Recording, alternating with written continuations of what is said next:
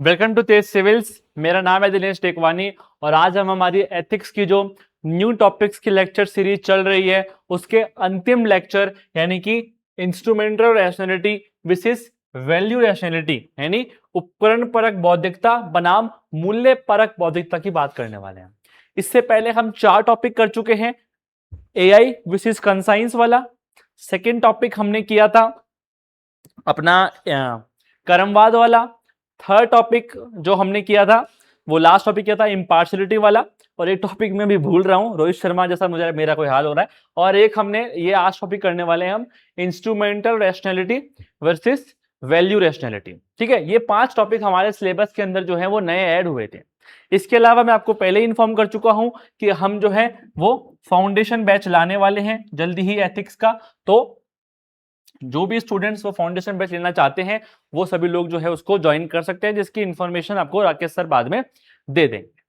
ठीक है, इसके अलावा आप सभी को पता है कि जो टॉपिक है इन सभी के जो नोट्स हैं हिंदी और इंग्लिश में ये हम आपको टेलीग्राम चैनल पे साथ साथ में अवेलेबल करवा रहे हैं। और जब हमारा कोर्स आएगा तो उसमें भी सारे नोट्स आपको मिल जाएंगे, क्योंकि एथिक्स का जो ऑफिशियल सोर्स है वो काफी कम है। कुछ इग्नू के नोट्स वगैरह हैं और कुछ हमारी दर्शन शास्त्र की किताब है जो केवल हिंदी में है 11th और 12th की, वहां से थोड़ा बहुत मिलता है। इसके अलावा बहुत सारे टॉपिक्स पे हमें करंट अफेयर्स को ऐड करना पड़ता है, बहुत सारे डायमेंशन को कवर करना पड़ता है, बहुत सारे जो हमारे अदर जीएस के सब्जेक्ट्स हैं उनके कंसेप्ट को आके यहाँ पे यूज करना पड़ता है। इसलिए हमें नोट्स की नीड इसमें है और साथ साथ में आपकी मेहनत की नीड है कि जब आप न्यूज़पेपर पढ़ेंगे या कुछ भी सब्जेक्ट में कहीं और पढ़ेंगे तो उन चीजों को यहां पर लिंक कर पाए। मैं हमेशा कहता हूं कि एथिक्स में 3 चीजें इंपॉर्टेंट हैं: बेसिक प्रिंसिपल, इंटरलिंकेजेस और एग्जांपल्स। ये 3 चीजें अगर आपको आती हैं कोई टॉपिक के बारे में कर सकते हो आप। ठीक है, कोई बड़ी चीज नहीं है, बहुत ही छोटा सा होता है एथिक्स, है ना।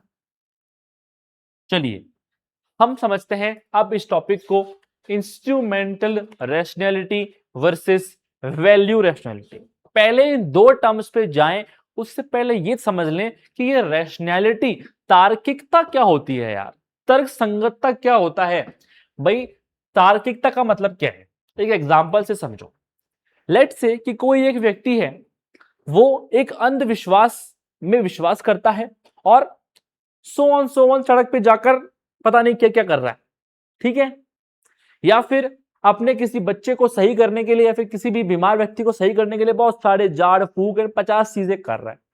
उससे आप पूछोगे कि भाई क्यों कर रहा है ये, तो उसके पास कोई बढ़िया जवाब, कोई लॉजिकल जवाब नहीं होगा जो आपको दे सके कि यार मैं इसलिए ये सब कर रहा हूं कि बस उस बाबा ने बताया है, फला जगह मैंने सुना था इसलिए हम कर रहे हैं।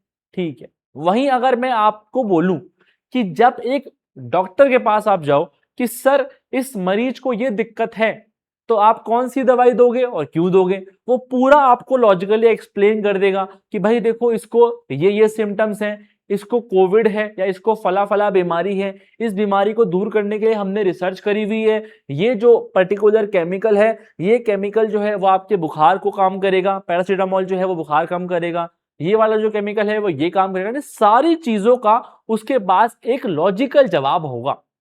ठीक है, यही है डिफरेंस तार्किकता और अतार्किकता में। ठीक है, तार्किकता क्या होती है, जब भी आप ऐसा काम करो जो आप किसी डिफाइंड फैक्ट्स पर, डिफाइंड अनुभव पर आपके, या फिर जो भी दुनिया में एक्सेप्टेबल लॉज हैं उनके अकॉर्डिंग जब आप काम करोगे तो आप हो रेशनल, आप हो तार्किक। ठीक है, यही तार्किकता की डेफिनेशन है।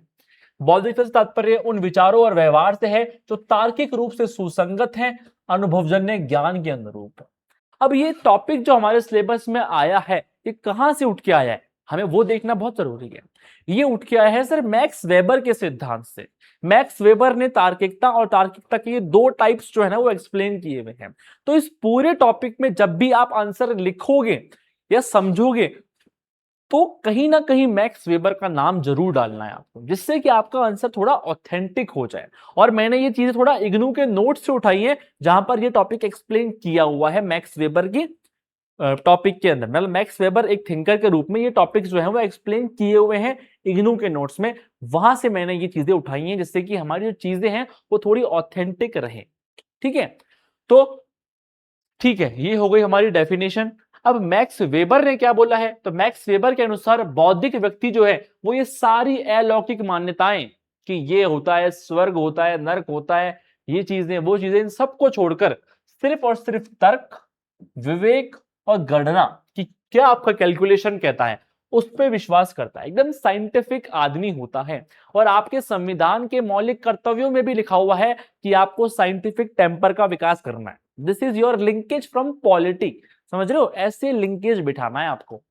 चलिए, अब वेबर और क्या बोलते हैं बौद्धिकता के बारे में, तो वेबर ऐसे बोलते हैं कि भाई बौद्धिकता की जो अवधारणा होती है ना, वो दो प्रमुख तरीकों से उपयोग की जाती है। अभी मैं वैल्यू रैशनैलिटी वगैरह पे नहीं आ रहा हूं, टाइप्स ऑफ रैशनैलिटी पे नहीं आ रहा हूं, मैं सिर्फ उस पे आ रहा हूं कि वेबर ने क्या क्या बोला हुआ है, क्योंकि आरपीएससी का कोई भरोसा नहीं है कि वो उठा के कोई ऐसा सवाल पूछ ले 5 नंबर में, इसलिए कवर कर रहे हैं हम। बाकी कोई एथिक्स से लेना देना नहीं है इन चीजों का कि रैशनैलिटी किन दो तरीकों से समाज में यूज होती है, नहीं, लेकिन आरपीएससी का भरोसा नहीं है, बस इसलिए हम कवर कर रहे हैं। ठीक है, तो वेबर ने ऐसे बोला कि समाज के अंदर ना रैशनैलिटी की दो तरह की अवधारणाएं चलती हैं, दो तरह से रैशनैलिटी यूज होती है।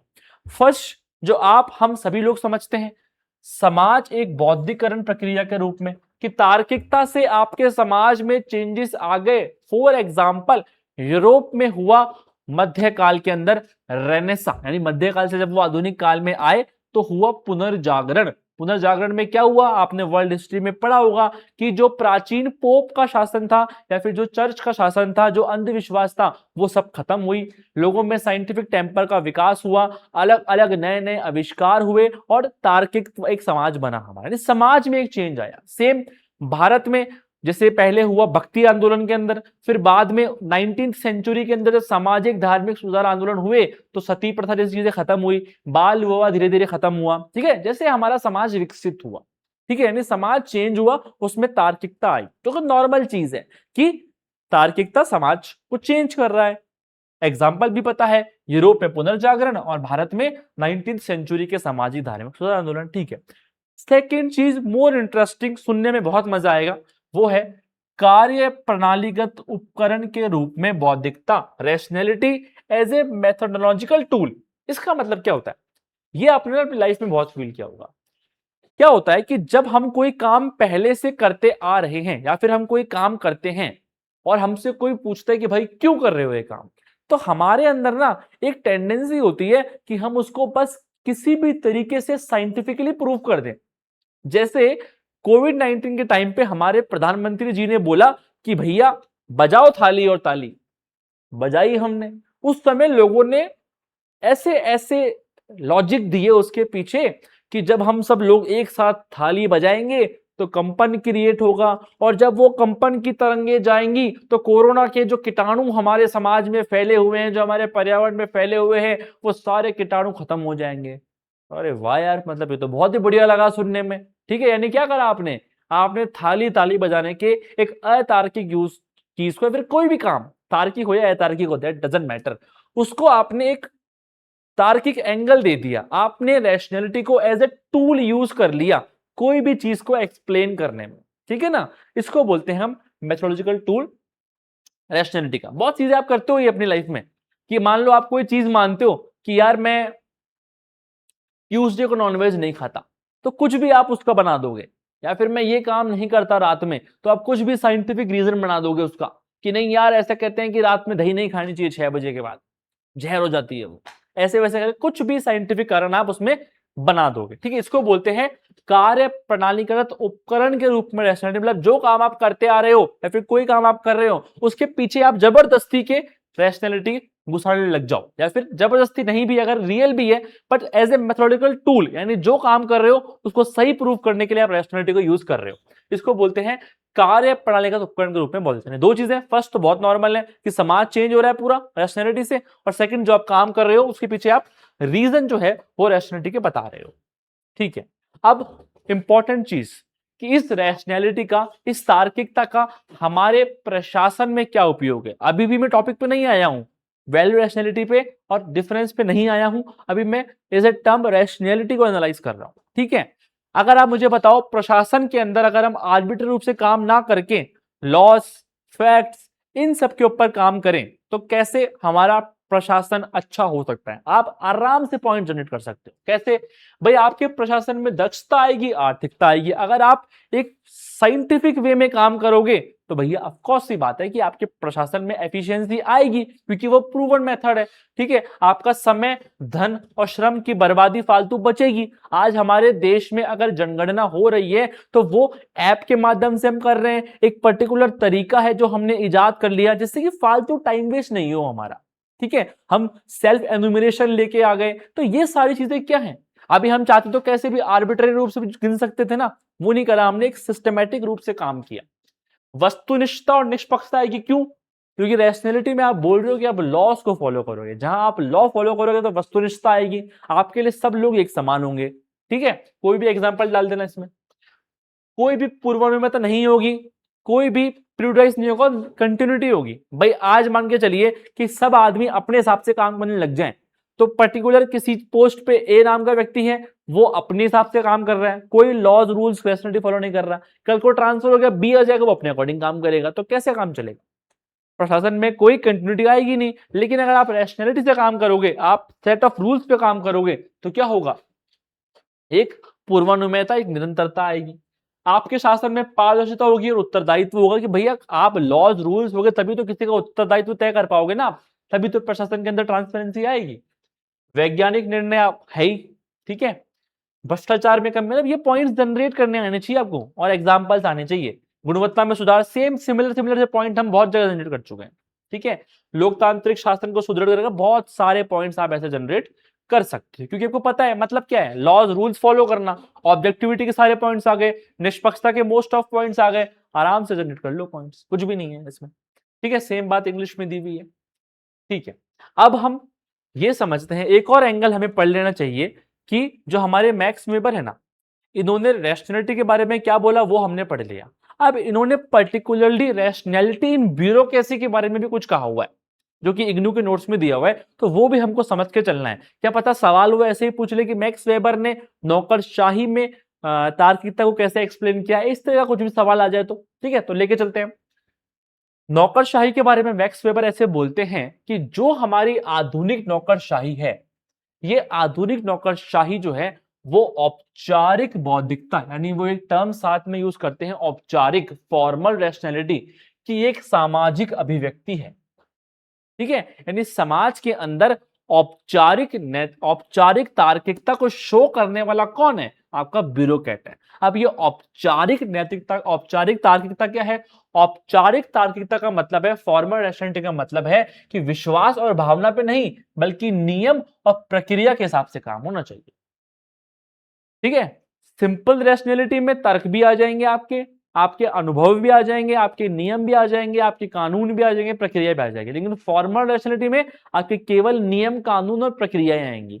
तो जो वेबर की ब्यूरोक्रेसी है वो हमेशा रूल बेस्ड ब्यूरोक्रेसी है, तो वो क्या बोलते हैं? वो सिर्फ फॉर्मल रैशनैलिटी का सामाजिक अभिव्यक्ति बताते हैं ब्यूरोक्रेट्स को। ठीक है, और इसके बेस पर ही शासक और शासित में, लोगों में और इन सब में अलगाव होता है। और एक और बात वेबर बोलते हैं कि हमें कहां कहां पर नौकरशाही में देखने को मिलती है फॉर्मल आपकी रैशनैलिटी। तो पहले हमें दिखता है कि जो आपकी ब्यूरोक्रेसी का उद्देश्य है या फिर जिस प्रक्रिया पे वो काम करती है, वो एक सिस्टम से काम करती है, वो ऐसे आर्बिट्ररी रूप से काम नहीं करती। उसका एक पर्टिकुलर लक्ष्य होता है और पर्टिकुलर सेट ऑफ एसओपीज होते हैं जिसपे वो काम करती है, वहां पे हमें दिखती है।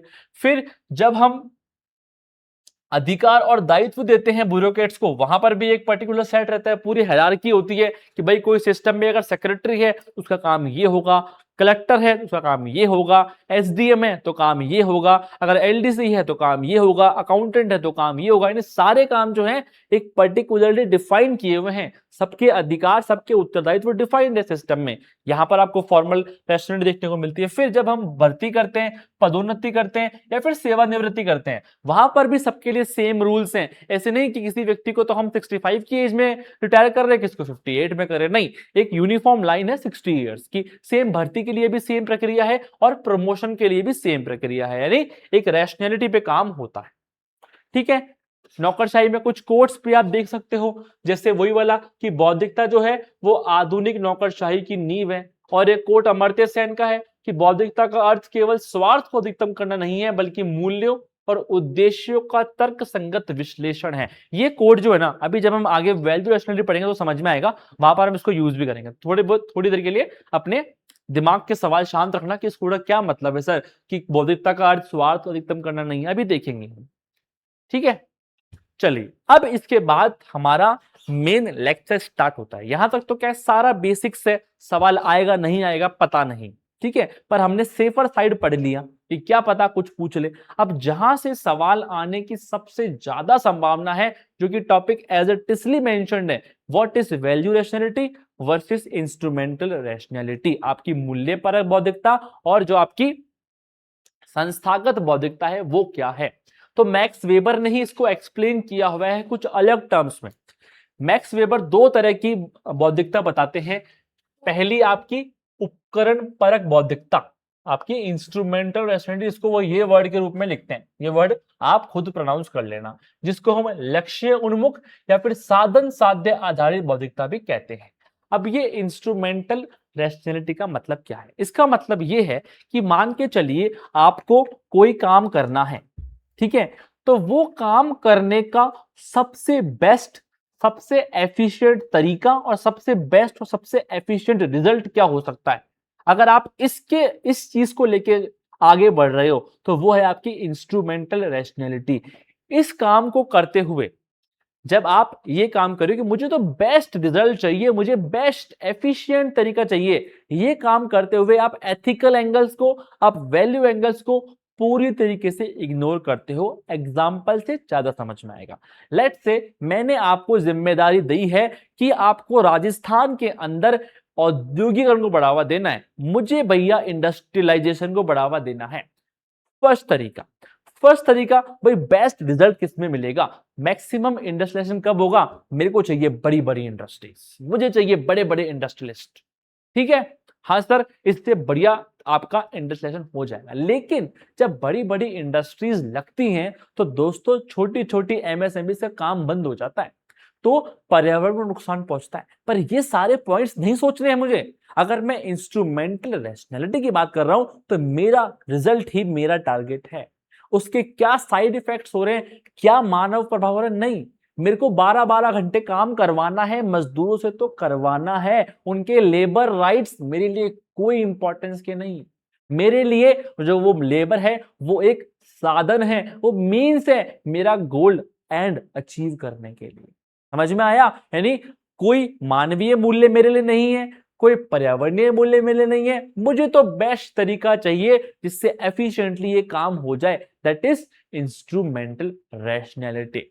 वहीं दूसरी ओर मैं बात करूं वैल्यू रैशनैलिटी की, मूल्य परक बौद्धिकता की, तो वो क्या कहती है कि ठीक है, सेम काम मैंने एक वैल्यू रैशनैलिटी वाले व्यक्ति को दिया कि भाई राजस्थान के अंदर आपको औद्योगिकरण को बढ़ावा देना है, तो वो व्यक्ति क्या सोचेगा कि ठीक है, उद्योगों को बढ़ावा देना है, यार मुझे ऐसा करना चाहिए कि बड़े और मध्यम और छोटे उद्योग इन सबको साथ में लेके चलना चाहिए।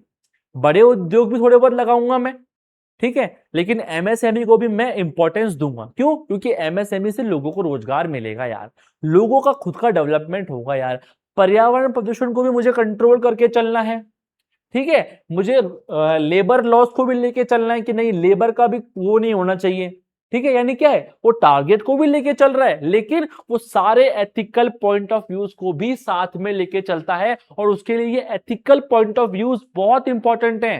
हो सकता है थोड़ा औद्योगिकरण कम हो जाए, जो इंस्ट्रूमेंटल रैशनैलिटी वाला व्यक्ति है, हाँ वो 500 यूनिट उत्पादन कर देगा, मैं चाहे 200 या 300 करूंगा, लेकिन लोग खुश होंगे यार मेरे समाज में, मेरे औद्योगिकरण का लाभ लोगों को मिलेगा, मेरे औद्योगिकरण समावेशी होगा।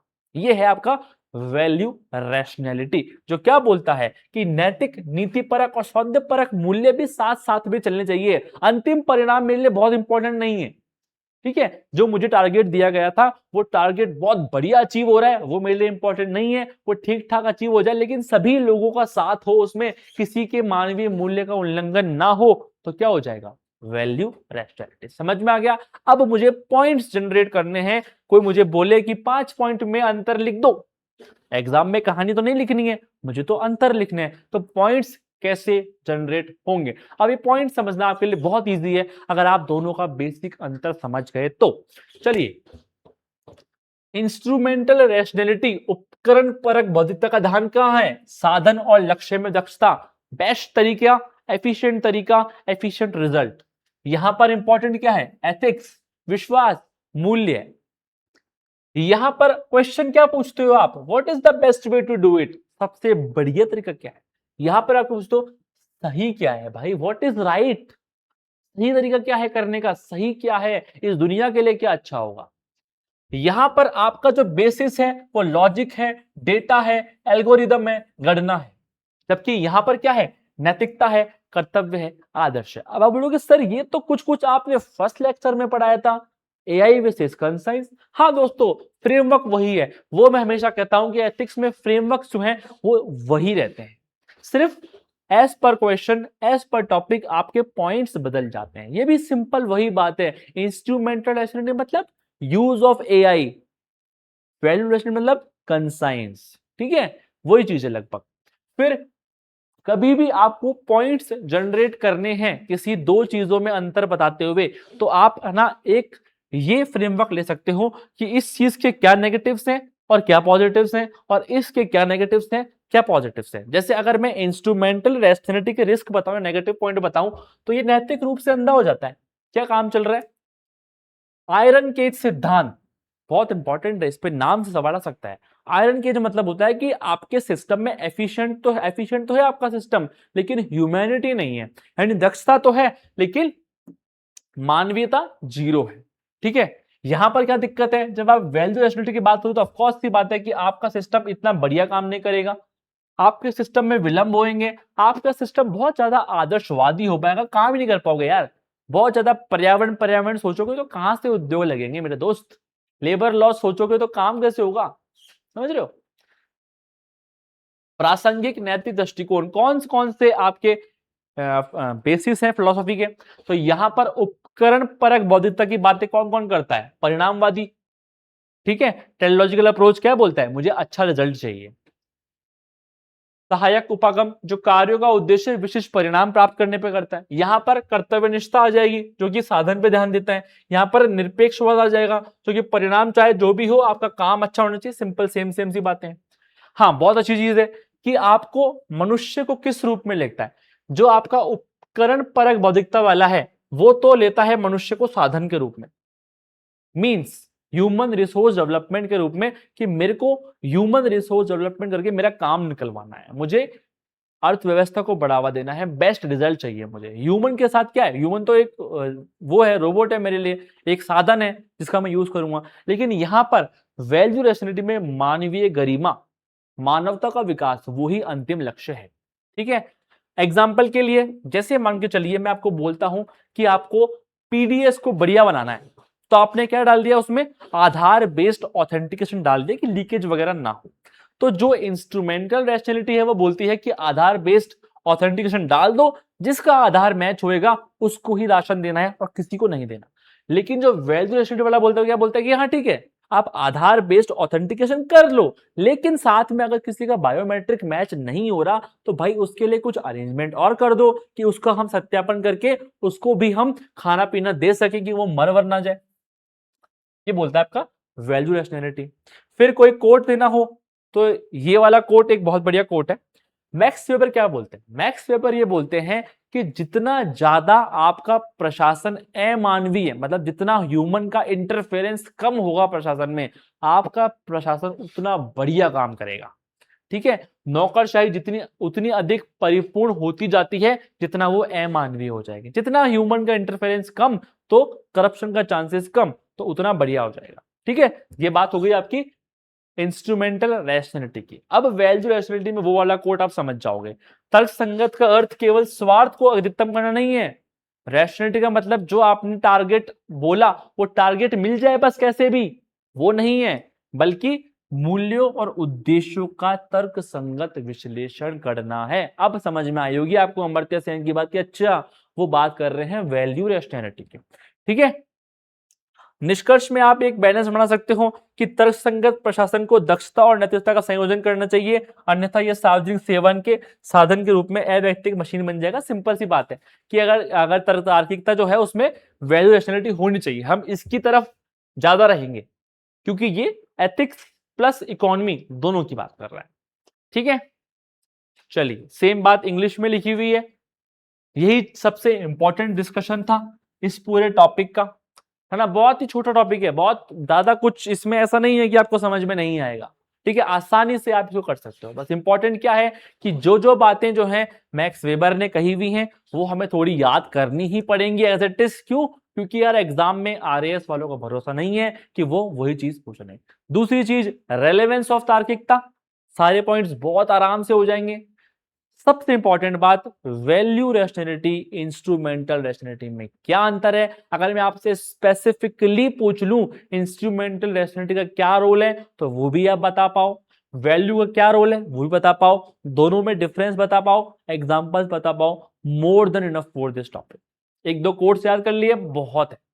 ठीक है, बाकी कुछ अगर सिमिलर एग्जांपल आपको मिलते हैं न्यूज़पेपर में तो उसको भी आपको साथ साथ में ऐड करना है। इसी के साथ हमारी जो न्यू टॉपिक्स की सीरीज थी वो पूरी हो गई है।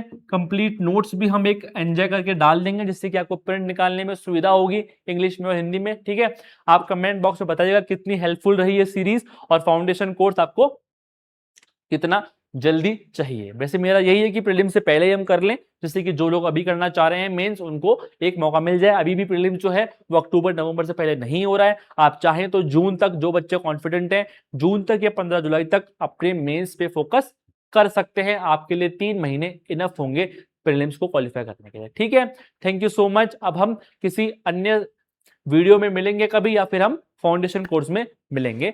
Thank you so much.